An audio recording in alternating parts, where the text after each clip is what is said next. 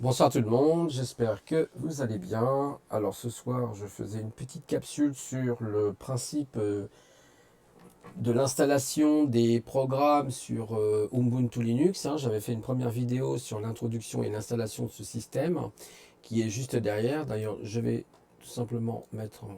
Et là, nous avons notre Ubuntu Linux, hein. Alors évidemment, là, vous voyez, j'ai fait une petite expérience. Je l'ai installé sur Windows 10. Donc vous voyez qu'on peut le faire sur Linux, mais aussi sur Windows 10 avec la fameuse machine virtuelle qui est effectivement VirtualBox que vous avez ici. Je vais même l'agrandir éventuellement, vous voyez bien, vous voyez, avec vos différents systèmes, comme on l'avait expliqué la dernière fois sur la première vidéo, où on peut installer différents systèmes pour les tester. Par exemple, ça peut servir pour les développeurs, entre autres, mais aussi pour, par curiosité. Voilà, donc là j'avais commencé déjà à le lancer. Mais avant de rentrer dans le vif du sujet, je voulais parler d'abord de Windows. Quand on installe un programme Windows, qu'est-ce qu'on utilise? Alors généralement on utilise des fichiers avec des extensions. Donc là je vous ai mis les extensions. Et là nous sommes bien sur les extensions de nom de fichiers courants dans Windows. Que ça soit sur Windows 7, Windows 10, peu importe. Et donc, généralement, quand on installe des programmes, vous savez, c'est souvent un setup, un install, point, et point quoi, point exe, qu'on a ici, donc c'est classé alphabétiquement, point exe, qui est un fichier exécutable, hein, c'est ce qu'on va retrouver le plus souvent, voilà. Après, vous avez d'autres types aussi de fichiers de contrôle, comme le point cab, qui est le point cabinet, je crois, pour Windows. Et puis, vous avez aussi les programmes qui sont spécifiques à Microsoft, qu'on appelle les MSI, les points MSI. Quand vous avez un point MSI, ça veut dire tout simplement le Microsoft, le fichier Microsoft Système Installation, le fichier d'installation pour Microsoft. Voilà. Ensuite, on va avoir d'autres types d'extensions. Par exemple, les points zip, hein, qui permettent de compresser, WinZip qui permet de décompresser, etc. Une zip, plus exactement. Et puis, je crois même qu'avec les fichiers compressés, il y a possibilité d'installer à la chaîne derrière avec des scripts. Voilà, donc nous, ce qui nous intéresse, c'est ça, c'est qu'on voie un peu comment ça se passe sous Windows, mais c'est surtout Linux, hein, on va y venir tout de suite. Et nous avons aussi un autre système qui est intéressant. Alors, pour ceux qui connaissent, ils connaissent. Pour ceux qui ne connaissent pas, c'est une manière de le savoir. Il existe ce qu'on appelle les systèmes portables. Ce sont ce qu'on appelle des applications portables. Alors là, je suis sur Wikipédia qui explique à quoi sert une application portable. C'est un programme informatique, on vous dit, caractérisé par sa portabilité, c'est-à-dire sa capacité à fonctionner dans différents environnements d'exécution. Il ne requiert pas d'installation préalable, ne dépend pas de composants externes et n'engendre pas de modification durable du système par son fonctionnement. Donc c'est intéressant si effectivement vous voulez qu'une machine soit sécurisée, que vous ne voulez pas mettre n'importe quel programme parce que vous pouvez avoir des doutes sur les programmes, et le système portable est très intéressant. Alors peut-être ce ne sont pas toutes les applications sous Microsoft qui sont portables, mais il y en a déjà pas mal. Alors elles sont aussi portables sous Linux, Mac, on nous dit, voilà, donc c'est assez intéressant comme système à tester. Hein, si vous avez une clé USB, vous pouvez installer tout simplement, je crois, portableapps.com qui vous permet effectivement de tester ces applications sous Windows ou sous Linux, hein, pareil, ou Mac. Voilà. Donc, excusez-moi, intéressant de pouvoir toujours tester ce genre d'application. Il y a même un forum, il y a le support, vous avez la possibilité de créer un compte, etc. Donc c'est bien. Voilà, donc maintenant on va passer aux choses sérieuses, donc dans le vif du sujet, c'est-à-dire de Linux. Alors, l'autre fois j'avais un petit problème d'écran, donc normalement c'est résolu. Si je fais mon mode plein écran, que je permute normalement, voilà, c'est plus joli quand même, hein, n'est-ce pas? Voilà, de l'avoir en plein écran, parce que sinon, l'autre fois ça m'avait fait des telles modifications, j'aimais pas trop, pas très pratique. Voilà. Donc, d'abord, on parle d'Ubuntu. Là, on est sur une distribution qui s'appelle Ubuntu, qui est basée, en fait, si vous voulez, sur Debian, hein, la première distribution .deb, ça a été Debian, et après, vous avez eu plein de distributions qui se sont greffées sur, justement, Debian, notamment Ubuntu, vous avez Linux Mint, et puis vous en avez plein, plein, plein. Voilà. Après, il faut regarder dans DistroWatch, vous verrez le nombre de distributions sur les .deb. Il y en a beaucoup. Alors, vous avez aussi d'autres types d'installations, les .rpm, qui sont les Red Hat Packaging Manager, mais ça, c'est encore autre chose. Ça va être les Red Hat, les Fedora, les CentOS, les Mandriva, par exemple. Ça, ce sont effectivement des .rpm. Et puis après, vous avez d'autres types d'extensions ASK pour d'autres types comme Manjaro, c'est encore autre chose. Voilà, bon. Gentoo aussi, qui est encore autre chose. Bon. En fait, chaque système a un petit peu son outil d'installation. Sur Gentoo, ça sera Emerge. Bon, bah là, on a un outil qui s'appelle APT, qui veut dire Advanced, tout simplement Packaging Tools, qui vous permet effectivement d'installer les programmes sur Ubuntu. Alors, il y a deux méthodes pour installer un programme sur Ubuntu ou sur Debian, hein, peu importe, ou Linux Mint. Linux Mint, d'ailleurs, vous pouvez aller faire un tour, c'est très intéressant. Distribution assez sympa, j'aime beaucoup. J'essaierai, si j'ai un peu de temps, vous montrer à la fin. Vous montrer à la fin, pardon. Et donc, on va utiliser la première méthode, c'est la première méthode installation graphique, et la deuxième méthode que moi je préfère, qui est l'installation par le terminal. Donc, on va commencer par le mode tout simplement graphique. Voilà comment ça se présente, hein. Alors sur une autre distribution, ça se présenterait autrement, hein, c'est pas tout à fait pareil. Qu'est-ce qu'on a? Bah, on a notre fenêtre. Ici, on va avoir dans toutes les applications qu'on peut imaginer. On va avoir celles qui sont installées. Voilà, si je clique sur installer, vous voyez, vous avez toutes les installations qui ont été faites, calculatrice GNOME. Voilà, je rappelle l'environnement sur lequel on est, ça s'appelle GNOME. Vous voyez, GNOME ici, comme les GNOME. Mais vous en avez d'autres, hein. Vous avez KDE, vous avez XFCE, vous avez Mate, vous avez LXQT. Oh là là, des environnements graphiques sur Linux, vous avez peut-être une trentaine, entre 20 et 30. C'est énorme, hein, c'est énorme. Donc le GNOME, c'est celle qui est la plus connue, qui est très bien faite d'ailleurs, je trouve. Un peu gourmand en ressources, mais qui est quand même plus moderne, je trouve. Ensuite, on va voir les mises à jour, s'il y a des mises à jour qui sont faites ou pas. Voilà, donc là, bah, les logiciels, il vous dit que le logiciel est à jour. Et on revient sur tout. Et on va installer un programme. Et on va prendre VLC, justement. Voilà, tiens, VLC, l'application vedette du jour. Voilà, donc VLC. On va dans audio vidéo parce que c'est un lecteur, hein, c'est un lecteur vidéo, aussi audio. Et on peut donc cliquer dessus et on arrive sur cette belle petite page qui nous dit installer VLC. Mais avant d'installer, on peut regarder un petit peu les informations qu'il y a sur cette page. On voit qu'ici, on a la possibilité de noter l'application. Sur 290 votes, il y a quand même 5 étoiles. Donc ça reste assez intéressant. Ici, on a des captures d'écran. Voilà, hein, différentes positions de VLC. On a un site web. Alors, quelquefois ça fonctionne, quelquefois ça fonctionne pas, mais normalement ça fonctionne. Voilà. Ça a ouvert donc une page qui va nous mettre directement sur le site d'origine de VLC, avec la possibilité de l'installer sous Windows. Alors Windows 7, Windows 8, Windows 10, Mac OS X aussi, hein, Linux avec le petit pingouin, Android sur les téléphones portables et iOS aussi sur les téléphones portables de chez Apple.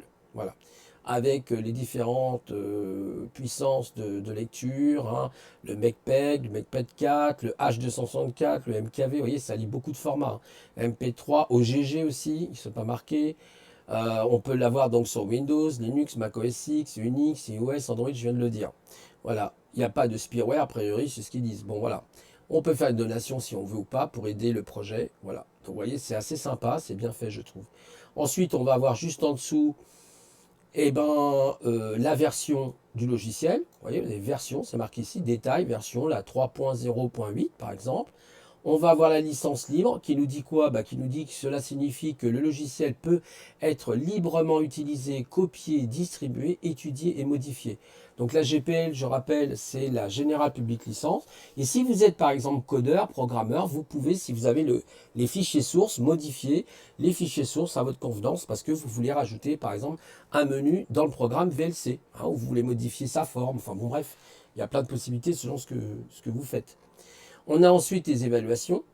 Donc ici, on nous voit, on monte 5 étoiles, sauf celle-ci, une étoile, j'ai pas très bien compris pourquoi. Pourtant, elle a l'air de dire que c'est excellent. Il lui fait une erreur, la personne, j'ai l'impression. Voilà. Et donc, bah, on a tout simplement cette icône, hein, cette petite voilà, bouton là, installé. On clique dessus, tout simplement installé. Il nous demande notre mot de passe. Bon, là, évidemment, j'ai mis un caractère, hein, c'est pour le fun, c'est pour l'exemple. Hein, mais quand vous mettez un mot de passe, je rappelle pour les mots de passe, pour ceux qui ne savent pas, mettez des mots de passe avec des capitales, des minuscules, des caractères spéciaux. Par exemple, un A, vous pouvez le remplacer par arrobase, un S par un dollar, etc. Un E par un E, etc. Et commercial. Donc un tilde. Il faut essayer de voir si vous pouvez avoir un mot de passe en 16 caractères. Alors il y a des systèmes qui permettent de générer les mots de passe. Bon, peut-être un jour je ferai un truc sur ça, on verra. Et donc, c'est intéressant de savoir qu'il ne faut pas mettre le mot de passe de votre grand-mère, de votre date de naissance ou je ne sais quoi. D'accord? Voilà. Donc, je m'identifie et voilà, il installe. Vous voyez, la barre de progression. J'espère que vous voyez bien. Ça, vous ne pourrez pas me le dire, forcément. Donc voilà, il installe, il finit. Et vous voyez, donc là, voilà, notre programme est là. On peut le lancer. Alors lancer ici, ça ne marche pas forcément. Je préfère le lancer directement. Et, oh, très joli, hein. On a un petit cône en Papa Noël. Sympa. Voilà. Et donc, eh ben, on a bien, vous voyez, on va même vérifier quelque chose de sympa. On a bien la version 3.08 qui nous dit bien ici que c'est bien la 3.08. Et si on veut tout simplement désinstaller le programme, on fait supprimer. Voilà. Il va demander une confirmation pour l'administrateur. On valide. Voilà. Donc on attend la suppression. Voilà. Voilà. Et là, normalement, il devrait s'enlever. Monsieur ne veut pas s'enlever. Je ne sais pas pourquoi. C'est encore des petits trucs bizarres. Alors, est-ce que j'ai bien quitté tout à l'heure? Normalement, oui. Ah oui, c'est peut-être pour ça. Voilà. Donc là, effectivement, il est désinstallé. Voilà. Donc peut-être vérifier parce que comme j'ai vu qu'il a fait quelque chose d'assez étrange. Alors ça peut être les aléas de l'indirect ou du direct, comme vous voulez. Je ne sais pas si VLC, il a été vraiment désinstallé. C'est une question que je me pose. Non, non, si, c'est bon a priori, hein. Voilà. Alors vous voyez, ça c'est la première méthode, hein, très simple, avec une friendly user interface, c'est sympa. Vous pouvez donc tout voir et tout, mais on ne voit pas ce qui se passe derrière. On installe le programme, mais moi je préfère la deuxième méthode qui est la méthode du terminal. Voilà à quoi ça ressemble. C'est donc un terminal tout simple. Et le terminal, avant d'aller plus loin, qu'est-ce que c'est? Alors, le terminal a été utilisé dans les années 60, 70, peut-être un petit peu avant, j'ai pas la date précise. C'était, vous savez, dans certains films, on l'a un petit peu vu, vous aviez des individus même qui faisaient du hack et puis ils tapent sur leur clavier, puis ils ont une espèce de, vous savez, de tube cathodique, là, puis on voyait des petits curseurs qui clignotent comme là, hein, vous voyez, il est en attente. Là, il veut plus clignoter, mais bon, il clignote normalement. Et en fait, vous tapez, il est en attente que vous tapez des commandes, hein, d'accord? Avec des paramètres, avec des options, etc. Donc voilà comment ça se présentait. Puis après, bah, vous aviez l'ordinateur central, hein, qui gérait ce que vous tapiez tout simplement sur votre clavier. C'était un terminal, c'est pour ça que ça a pris le nom de terminal. Il n'y avait rien d'autre, hein. Vous n'aviez pas, par exemple, ces icônes, hein. Non, non, non, non, on n'était pas chez Xerox, là, il n'y avait pas tout ça. D'ailleurs, il faut savoir qu'Apple a, a été inspiré par Xerox pour créer justement les fameuses souris, hein, parce que c'était Xerox, hein, qui avait plus ou moins créé déjà la souris, hein, ce qu'on utilise là. Et donc le terminal, bah, c'est le bon vieux terminal, hein, qui a toujours existé. Et avec un terminal, si vous voulez, c'est un couteau suisse, on peut tout faire, mais absolument tout faire. Alors nous, on va l'agrandir, voilà, pour qu'il soit un petit peu plus grand et que vous puissiez voir les commandes que je vais taper pour installer VLC. On va reprendre VLC, on peut avoir un autre programme. Je ne veux pas non plus que ça soit trop grand. Alors peut-être comme ça sera mieux, vous verrez mieux. C'est jamais trop facile à définir, voilà. Alors, ça se présente comme ça, vous avez un prompt, voilà, et là il se met à clignoter, vous voyez, il est capricieux. Donc là, il y a mon nom, Didier par exemple, @ubuntu-virtualbox. Eh ben, Ubuntu-virtualbox, c'est le nom de la machine que j'ai donné, et Didier, c'est le nom de l'utilisateur. Vous voyez, c'est comme une adresse d'ailleurs, hein, vous avez un arrobase. Ensuite, on a un titre, et donc, excusez-moi, j'ai un petit souci de tout. Et donc, en fait, à partir de là, vous avez le titre et vous avez un prompt qu'on appelle le $. Quand vous êtes sous root, par exemple, le root, c'est le super utilisateur, c'est celui qui peut tout faire. Nous, nous ne sommes pas en root, nous sommes en Didier. Vous voyez, c'est marqué Didier, UID, qui veut dire le User Identification. On a même le groupe pour qui on appartient, etc. Voilà, différentes options. On va pouvoir avoir accès au CD-ROM, par exemple. On a la commande sudo qu'on va voir tout de suite, justement, qui est très importante. C'est une commande qui va nous permettre d'installer. Hein, comme je vous ai parlé d'APT, d'Advanced Packaging Tools, qui permettent d'installer les points deb. Alors, on n'est pas obligé de préciser le point deb, hein. Quand on met le programme, lui, il se débrouille, hein, voilà. Mais il faut savoir que c'est des points deb en vérité, quoi. Et donc, on va avoir d'autres programmes, plug, pour gérer tout simplement les imprimantes. Et on a aussi Samba qui permet de partager avec une machine Windows par exemple des dossiers.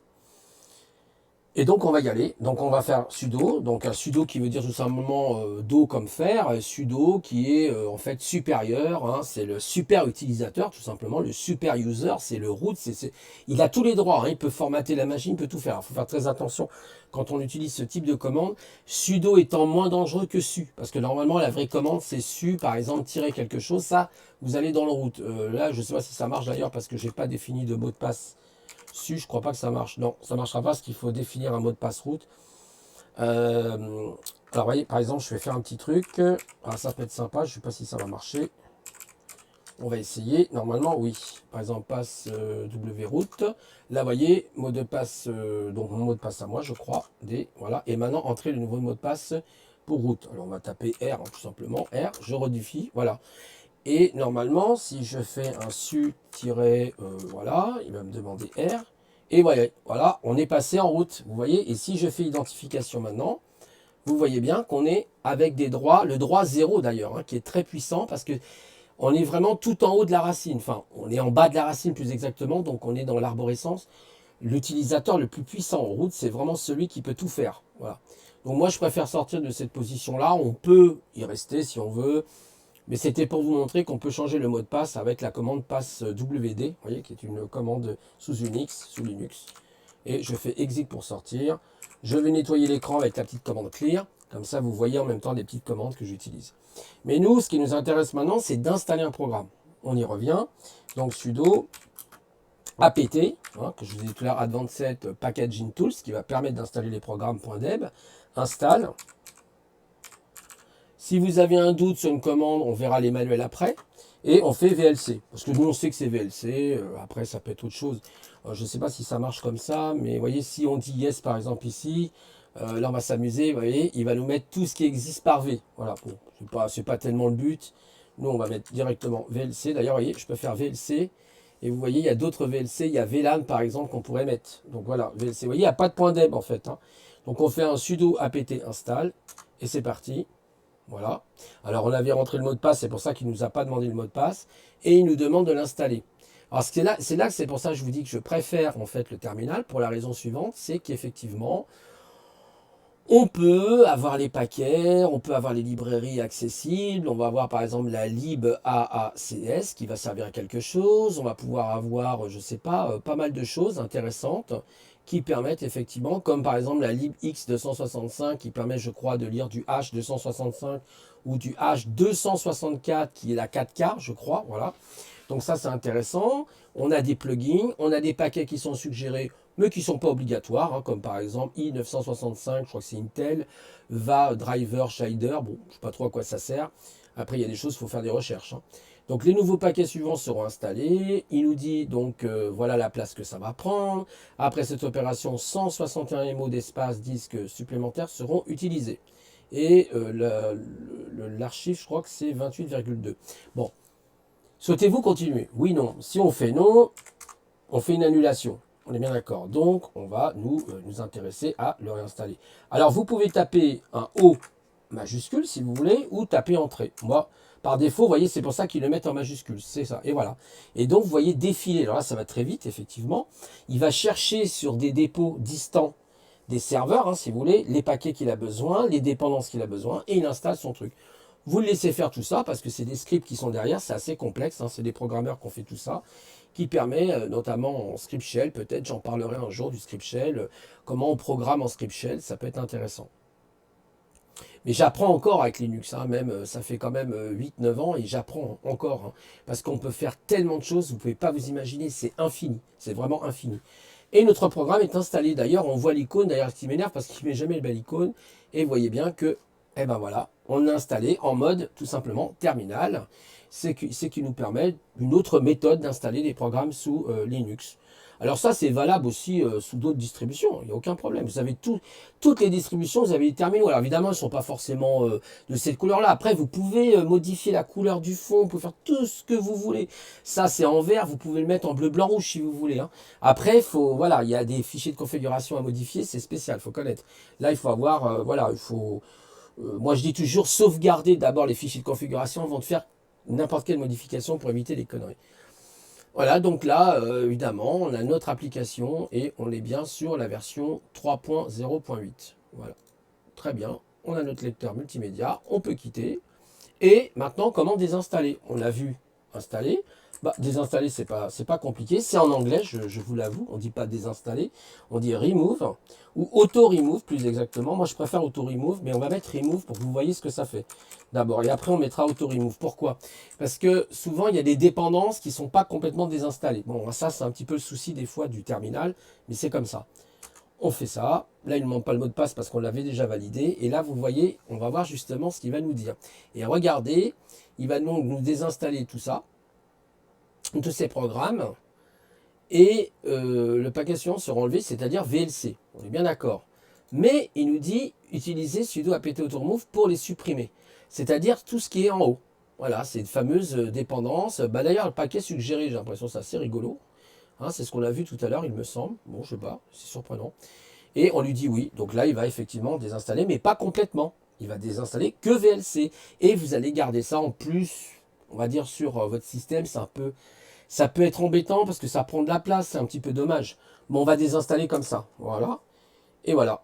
Et donc, si on sait que maintenant on a des VLC, mais pas certaines dépendances, comme on vient de le voir. Alors, on fait un auto-remove éventuellement. Mais le mieux, c'est directement, je trouve, de taper auto-remove. Vous gagnez du temps. Vous n'avez pas besoin de préciser, parce que c'est automatique, c'est dans le cache. Vous faites auto-remove. Et là, comme par hasard, on va dire, voilà, vous voyez, on va gagner quand même pas mal de place. Et vous voyez, on retrouve notre fameux i965. On lui dit oui. Et là, il désinstalle vraiment, du coup, toutes les librairies, les dépendances, etc.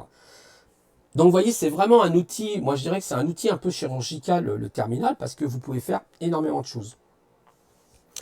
Voilà, donc si vous êtes intéressé, voilà comment on installe sur le terminal des applications Linux, par exemple.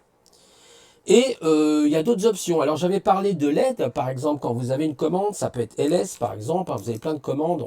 Je ferai éventuellement une vidéo sur comment créer des répertoires sur Linux, mais vous en avez d'autres. Hein. Vous pouvez aller sur YouTube, vous avez des gens bien meilleurs que moi qui vous expliqueront avec encore plus, je dirais, de peaufinage, hein, certaines choses. Alors on n'aime pas, selon comment la personne présente, mais ça peut être intéressant d'avoir d'autres avis que les miens. Hein, d'accord, vous ne rattachez pas qu'à mes avis à moi. D'accord, voilà. Donc, moi, j'essaye simplement de vous expliquer un petit peu ce que je sais. Et donc, par exemple, pour avoir de l'aide, vous avez deux manières. Il y en a une troisième, c'est à propos, mais je sais pas, ça marche pas forcément très bien, c'est pas très utile. Et vous en avez une troisième aide vraiment utile qui est bah, tout simplement Google. Alors Google, c'est votre ami, oui et non, on l'a bien compris, mais c'est quand même un moteur qui permet d'aller très loin dans les recherches et de trouver quand même beaucoup de choses. Ou alors un autre moteur si vous le désirez. Et donc là, vous avez deux manières. Vous avez donc par exemple, imaginez la commande justement apt, help. Ça, c'est de l'aide, hein, je dis help, voilà, c'est une aide, je veux savoir éventuellement quelle est la... En fait, c'est une aide sommaire, tout simplement, help. Hein. C'est pour ça qu'elle est très courte, vous allez voir la différence avec man, justement. Et là, vous voyez que les commandes les plus utilisées, il vous dit que c'est list, par exemple, search, show, install, remove. Hein, vous voyez, on a installé, on a utilisé ces deux interrupteurs, si on peut dire, ces deux options. L'auto-remove, l'update, l'upgrade, l'update pour mettre à jour, effectivement, c'est marqué, hein, tout le système aussi. Vous pouvez faire même un full upgrade hein, qui va carrément mettre à jour le système. Alors là, ça peut prendre du temps. Hein. Par contre, là, ça peut être 300, 400, 500 MO, voire plus. Hein. Ça peut être très long. On peut éditer les sources aussi, informations sources, hein, vous voyez, sur comment ça a été effectivement compilé, etc. Et ensuite, il vous dit, veuillez vous référer, par exemple, à PETA 8, etc. Donc, il y a plein de choses. Hein. Donc, votre meilleur ami, c'est Google. Vous faites des recherches dessus. Vous aurez de l'aide, effectivement. Alors, par exemple, on pourrait regarder le fichier qu'on vient d'installer tout à l'heure. Oui, mais je vais être obligé de le réinstaller. Ou un autre programme. Qu'est-ce que je pourrais trouver comme programme Rimbox, peut-être Ah voilà, Rimbox par exemple. Alors je sais pas si ça va fonctionner sur Rimbox. Si je fais show par exemple, parce qu'on ne va pas réinstaller VLC, c'est toujours une démarche. Voilà, show par exemple. Et là je vais avoir une suggestion du programme Rimbox qui est ici. Alors c'est un petit programme qui permet, vous savez, c'est comment dire l'équivalent sur Apple de Apple Store, enfin de choses comme ça qui vous permettent de lire de la musique, d'écouter des radios, etc. Voilà.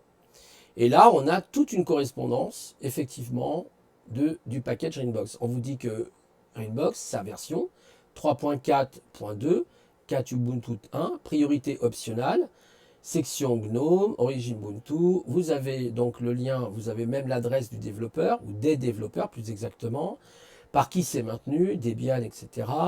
Vous avez la liste, hein, vous avez toute une liste qui est donnée, les bugs à remonter éventuellement, la taille du programme et toutes les dépendances. Hein. Vous voyez, dépend de quoi? Ça va dépendre de la librairie C6. C'est pour ça que je vous dis, moi j'aime bien installer à partir du terminal parce que je vois toutes ces choses. Alors que sur une interface graphique, vous voyez, c'est pas du tout pareil. Je crois qu'on peut faire ça d'ailleurs sur Ubuntu, c'est assez sympa. Vous voyez, c'est pas du tout pareil. Vous voyez qu'il y a beaucoup plus d'informations parce que quand on utilise justement une interface graphique comme celle-ci, il ouvre des fenêtres derrière, il ouvre des terminaux pour pouvoir exécuter des scripts en réalité. Voilà, ça il faut le savoir. Quand vous utilisez ça, vous utilisez des scripts derrière, vous ne les voyez pas. Et sous Windows, c'est pareil, hein. C'est la même chose. En réalité, c'est ça qui se passe derrière. D'accord? C'est ça que c'est important. C'est comme si vous ouvrez en fin de compte le capot de votre voiture et que vous mettez les mains dans le cambouis de moteur. Tant que vous êtes là, vous regardez votre voiture, vous ne savez pas comment le moteur il est. Là, vous savez. Voilà, donc c'est intéressant. Ça peut donner plein d'informations. Donc vous avez chaud, puis vous avez plein d'autres commandes. Et vous avez man qui vous permet effectivement, par exemple, pour APT, de voir comment on peut l'utiliser. Et là, ça va beaucoup plus loin. Vous voyez, la page est beaucoup plus grande. C'est plus précis. Là, on vous donne plus d'informations, je dirais, c'est ça qui est bien. Alors, généralement, les man sont en anglais, mais vous pouvez les avoir en français, là, c'est le cas. Alors, en anglais, moi, je trouve que c'est sympa si, après, on peut être allergique à la langue de Shakespeare, parce que j'avoue que c'est pas toujours facile. Enfin, voilà, il y a des termes, surtout dans l'informatique, vous avez des termes techniques anglais, c'est pas toujours simple, mais c'est plus précis, je pense, hein, c'est plus précis. C'est dans beaucoup de domaines comme ça, d'ailleurs. Auto-remove, church, vous voyez, si vous cherchez un paquet par exemple, voyez, c'est l'équivalent d'APT cache. Voilà, vous avez toute l'aide show, qu'on vient de voir, affiche des informations, vous voyez, sur le ou les paquets donnés, par exemple, qu'on vient de voir, la liste, édition de source, etc. Voilà, et on appuie sur Q, et voilà, et on peut quitter. Voilà, donc deux manières de faire des recherches, et après, je vous dis, hein, par Internet, vous pouvez faire ces recherches. Voilà comment on installe tout simplement à partir d'un terminal un programme. Vous voyez, c'est pas très compliqué. On va maintenant s'arrêter là, mais on va faire peut-être un petit bonus. Ça, vous le saviez déjà, je vous avais montré la dernière fois un petit peu. On peut quitter le terminal comme ça. Oui, j'ai oublié de vous montrer. On peut aussi, voilà, pour quitter le terminal, bon, j'ai utilisé la croix effectivement, mais on pourrait utiliser la commande exit. Vous avez plusieurs façons de le faire. Vous voyez, exit. Vous pouvez aussi utiliser tout simplement CTRL-D. Moi, j'aime bien les raccourcis. CTRL-D, vous quittez le terminal. Ça, après, vous faites des recherches hein, dans les manuels, tout ça, dans les aides, dans les docs, hein, vous avez tout. Voilà, avec le logiciel libre. Alors là, c'est... je vous mettrai le lien de toute façon d'Ubuntu. D'ailleurs, je l'avais mis, je crois, sur la première vidéo. Donc voilà, c'est pas très compliqué. Alors un petit bonus rapide, donc vous voyez, ça se présente un peu comme l'interface graphique, c'est très simple. Hein. Alors après, on peut changer le thème, hein. On peut changer la forme des icônes, on peut faire plein de choses. Là, on a la possibilité de naviguer comme ça, vous voyez, on peut faire tout ici, par exemple.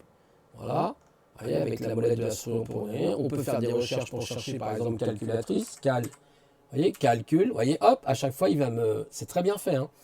Et vous avez la même chose sous Windows 10. Hein. C'est le même principe avec, je ne sais plus comment elle s'appelle, Katina ou Cortana, un truc comme ça. Voilà, donc ça va très loin. Vous avez l'activité, c'est un peu le même principe. Vous faites vos recherches et voilà.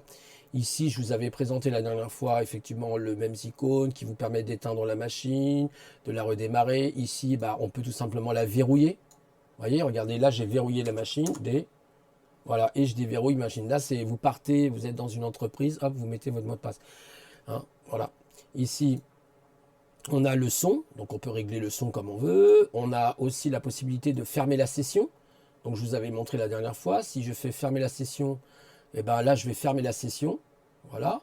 Je reviens ici. Donc, la session est complètement fermée. D'ailleurs, ici, on peut même choisir d'autres systèmes. Hein. Là, vous voyez, c'est marqué Ubuntu et même Ubuntu sur Wayland. Donc, mais vous pourriez avoir KDE. Vous pourriez avoir Maté, vous voyez, vous pourriez avoir une grande liste là de différentes, si vous voulez, fenêtres. C'est pas les mêmes choses, c'est des environnements différents. Voilà, donc D, on revient sur le Ubuntu. Ça, c'est le genre de truc, quand on fait, on dit ça marche pas. Si, ça marche, c'est bon, surtout sur les machines virtuelles. Voilà, ici, on a le réseau. Un réseau filaire, voilà, éteindre, on peut éteindre le réseau. Vous voyez, ici, on a les outils. Alors, dans les outils, je vais vous montrer rapidement. Déjà, on peut avoir le Wi-Fi ou le Bluetooth. Hein, moi, ce n'est pas mon cas. Mais ici, on peut changer l'arrière-plan. je vous avais montré la dernière fois, c'est comme si on faisait ça, hein, vous voyez, c'est le même principe un peu que Windows, on va mettre ce beau bateau là. On fait sélectionner, voilà, c'est très joli ça. Et on a le dock. Alors, vous voyez, on a aussi le dock. Alors, qu'est-ce que c'est que le dock? Eh ben, c'est cette partie-là, à gauche, hein, je vous avais montré la dernière fois. Et on peut changer les tailles d'icônes, par exemple. Vous voyez, là, j'ai vraiment mis minuscule. Alors, il y a tout petit, on voit plus rien du tout. Mais on peut aussi mettre des très grosses icônes, selon si on est bigleux ou pas. Alors, ici, on peut même aussi masquer. Voilà, ce qui nous permet de masquer, ça veut dire que normalement, quand il y a une application, vous voyez, ça masque. Si on ouvre une page Internet, ça peut être pratique. Au lieu d'avoir, si vous voulez, le truc qui s'arrête ici, la page, et ben, hop, elle va prendre encore quelques centimètres. On a la possibilité, voilà, de modifier ici, justement, l'emplacement, la position sur l'écran, donc de votre dock. On peut le mettre en bas, comme si on était, vous voyez, sous Windows, par exemple. Hein, c'est un petit peu, si vous êtes plus à l'aise comme ça, vous le mettez en bas. Vous pouvez mettre à droite. Voilà, vous voyez, on se retrouve à droite et à gauche. Moi, souvent, je laisse à gauche. Bon, ça, c'est des choix personnels. C'est les goûts et les couleurs. Vous voyez, transparent d'ailleurs. Vous voyez, on a une partie transparente. C'est assez sympa. On peut gérer les notifications comme sous Windows. On peut les activer, les désactiver. Vous voyez, bannière de notification. Si on la désactive, ben, on ne reçoit plus de notifications. On a le principe de recherche comme sous Windows. Hein, vous voyez, là, on est vraiment dans l'interface graphique. Hein, il n'y a pas de problème. Pays et langue, si on veut choisir d'autres langues, d'autres pays, si on fait gérer installer, il va aller, vous voyez, il va vérifier, me dire une prise, si on veut installer de l'anglais, je sais pas, moi du turc, ce que vous voulez, vous pouvez l'installer. Bon, là, moi, ça ne nous intéresse pas, on touche à rien de tout ça, voilà. On a les variantes, on a l'accès universel, toujours afficher le menu d'accès universel, alors on peut l'afficher, je ne sais pas trop comment ça s'utilise, je crois que c'est ici le menu universel, voilà, c'est ça. Vous pouvez gérer le contraste. Si on gère le contraste, vous voyez, on va avoir, voilà, vous voyez ce qui s'est passé. Voilà, c'est le même principe. Hop, je reviens. Voilà, vous avez plein de possibilités. C'est énorme, hein. Compte en ligne, voilà. Hein, comme quoi, on voit bien qu'il y a eu d'énormes progrès. Vous imaginez que Linux est sorti dans les années 90, 91. Et regardez aujourd'hui, bon, voilà, on a aussi énormément évolué. D'accord? Voilà. Confidentialité. Alors après, comme je dis, c'est pas le système le plus sécurisé. Si après vous voulez vraiment un système sécurisé, il va falloir vraiment mettre les mains dans le cambouis, c'est le cas de le dire, parce que ça va être des systèmes beaucoup plus exotiques. Ça va être FreeBSD, NetBSD, OpenBSD. Alors là, vous avez des systèmes encore plus solides qui sont très restreints au niveau de la sécurité, mais vous pouvez pas tout faire avec. Des fois, c'est casse-pied parce que si vous voulez une machine, effectivement, alors ça peut être une machine intéressante si vous allez sur des sites très sensibles, etc. Mais il faut connaître, il faut vraiment connaître. Là, il faut vraiment être pointu, hein, je vous le dis tout de suite. Voilà. Donc on peut donner le verrouillage ou pas. On voit, on a le service de localisation, hein, comme un peu une espèce de GPS ou pas, si on veut. Donc c'est assez étonnant, ils imitent un peu Windows, d'ailleurs, c'est très rigolo, on voit ça un petit peu. Il faut savoir d'ailleurs, je crois qu'Ubuntu a partagé son code avec Windows 10, hein, faut le savoir.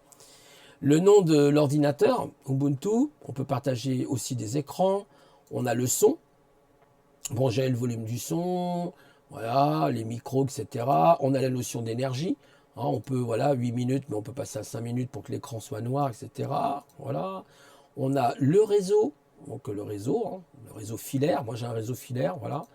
On a la modification, on a tout le réseau filaire avec les identités, l'IPv4, l'IPv6 et la sécurité, avec le MD5, etc. Voilà, peut-être un jour, peut-être, parce que j'ai pas quand même toutes les notions. Enfin, si, j'ai des notions, mais c'est très très spécial, la sécurité informatique et les réseaux, c'est très pointu. Et ensuite, on a d'ailleurs les détails. Donc ça, les détails, c'est intéressant parce que ça vous donne, voilà, Ubuntu, bah, la 18.04, j'ai pas mis la 19.10, mais la 18.04, c'est pareil, c'est une LTS. La LTS qui veut dire long terme support, ça veut dire que cette Ubuntu sera valide pendant 4 ans. Je crois que c'est maintenant, c'est plus 5 ans, je crois que c'est 4 ans, à vérifier. Mais il me semble que c'est 4 ans ou 3 ans.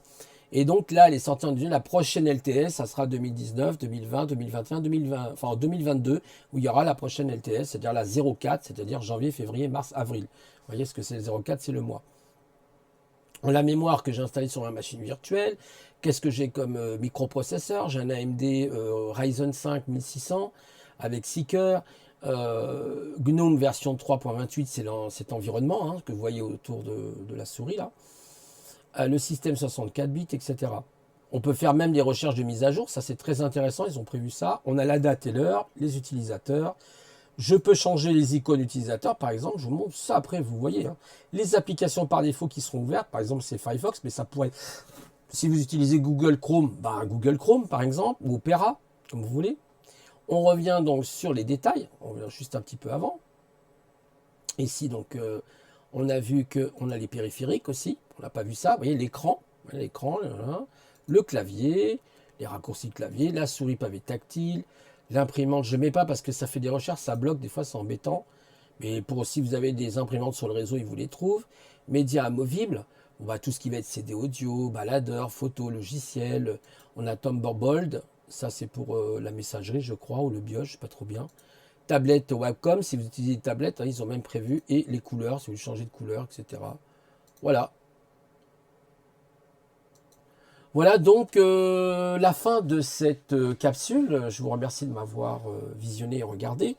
En tout cas, ben, je vous dis à une prochaine fois, vous souhaitant ben, une bonne fin d'année. Prenez soin de vous, soyez prudents, hein, soyez prudents. Attention, oui, parce que c'est vrai, c'est la Saint-Sylvestre et il faut quand même faire attention. Évidemment, il faut s'amuser, mais avec sagesse. Bon, après, chacun voit midi à sa porte. En tout cas, moi, je vous souhaiterai la bonne année plus tard parce que je ne vais pas vous la souhaiter maintenant, hein. Je vois des gens qui souhaitent la bonne année, je ne comprends pas très bien. On souhaite la bonne année au moment du passage du nouvel an. Et voilà, je sais pas que je suis superstitieux, mais bon, je trouve ça un peu étonnant. Moi, je souhaite toujours l'année au moment où il est minuit, puis voilà, vous passez à la nouvelle année. Voilà, bah, je vous dis à plus tard et je vous souhaite plein de bonnes choses, surtout une bonne santé, voilà, hein, c'est, vous voyez, même pour la fin de l'année. Et puis, eh ben, à plus tard, c'était Didier. Au revoir.